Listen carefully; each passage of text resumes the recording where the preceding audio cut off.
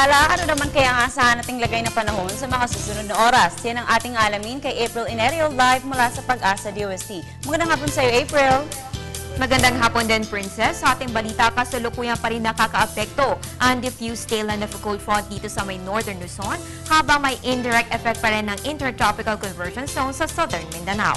Kaya sa lagay ng panahon ngayong araw, ang mga rehiyon ng Ilocos, Cordillera, Cagayan Valley, Davao Region at Zamboanga Peninsula ay makaranas ng maulap na kalangitan tulad na nakita natin dito sa ating MTSAT imagery. Asahan po ang light to moderate rains at thunderstorms, habang ang Metro Manila at natitirang bahagi ng bansa ay makaranas naman ng partly cloudy skies with isolated rain showers or thunderstorms, lalo na dito sa may western section.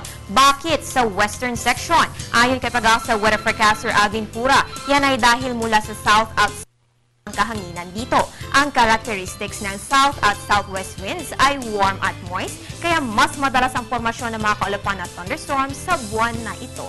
Tulad na lang kahapon, 32.3 degrees Celsius po ang naitala sa Science Garden 10:30 AM na nagresulta yan sa makulimlim na panahon. Kaugnay niyan, kahit maulap po ang kalangitan sa hilaga at katimugang bahagi ng Pilipinas, wala pa rin namang namo-monitor na weather disturbance sa ating PAR within the next 3 days. Para naman sa karagdagang impormasyon, kaugnay ng pananalanta ng tornado o buhawi sa Oklahoma City, USA, narito po ang napapanahong kaalaman.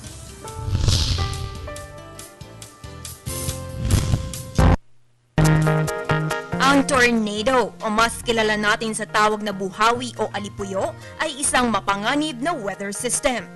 Ito ay nabubuo sa cumulonimbus cloud kapag nagkakaroon ng wall clouds sa ilalim nito na siyang mabilis na umiikot. Dahil dito, nabubuo ang panel na bumababa sa palapag ng lupa at nagiging buhawi. Ang kolumna ng hangin na dulot ng buhawi ay umiikot ng counterclockwise at may bilis na 50 km per hour o higit pa. Dumarating lamang ang buhawi tuwing may thunderstorms. Ito ay may iba't ibang sukat at maaaring tumagal ng 1 oras. Dito sa Pilipinas, posible rin naman ang pagkakabuo ng buhawi, ngunit kumpara sa ibang mga bansa, hindi gaano katagal at di kasing laki ang mga buhawi na bubuo dito sa ating bansa.